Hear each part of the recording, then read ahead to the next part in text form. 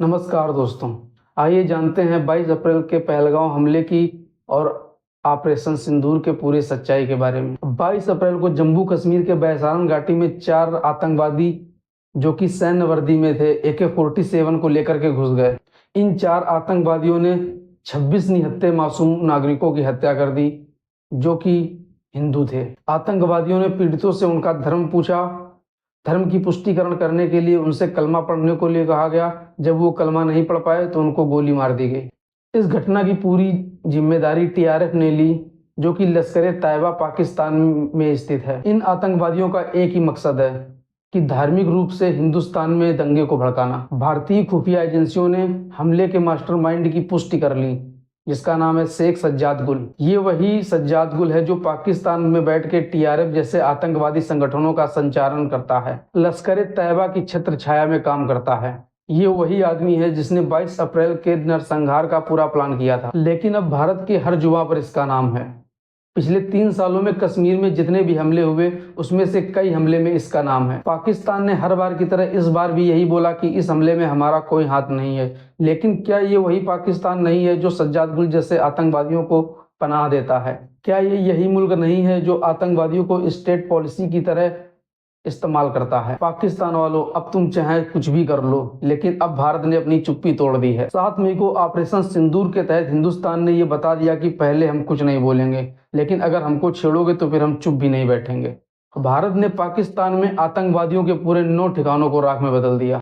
ये सिर्फ एक हमला नहीं था, ये पाकिस्तान के आतंकवादियों को जड़ से उखाड़ देने की एक प्रतिज्ञा थी। भारतीय सशस्त्र बलों ने POK पाकिस्तान में आतंकवादी के 9 ठिकानों में 24 मिसाइलों से प्रहार किया। इन ठिकानों में लश्कर-ए-तैयबा और जैश-ए-मोहम्मद के मुख्यालय शामिल थे।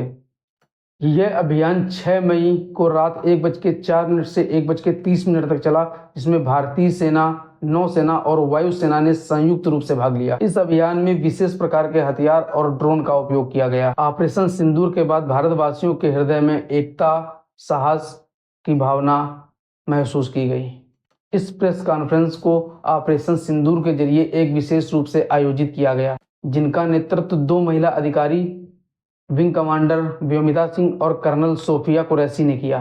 विंग कमांडर व्योमिता जो कि भारतीय वायुसेना में एक अनुभवी पायलट हैं जिन्होंने 2500 घंटे की उड़ान अभी पूरी की हुई है, और कर्नल सोफिया कुरैशी जो कि भारतीय सेना की एक वरिष्ठ अधिकारी हैं। इन्होंने आतंकवाद विरोधी अभियानों में एक महत्वपूर्ण भूमिका निभाई है। इन दोनों का एक साथ मंच साझा करना भारत की नारी शक्ति और धर्मनिरपेक्षता का प्रतीक है। इनकी उपस्थिति ने भारत में आतंकवाद के खिलाफ एकजुटता और दृढ़ संकल्प को दर्शाया।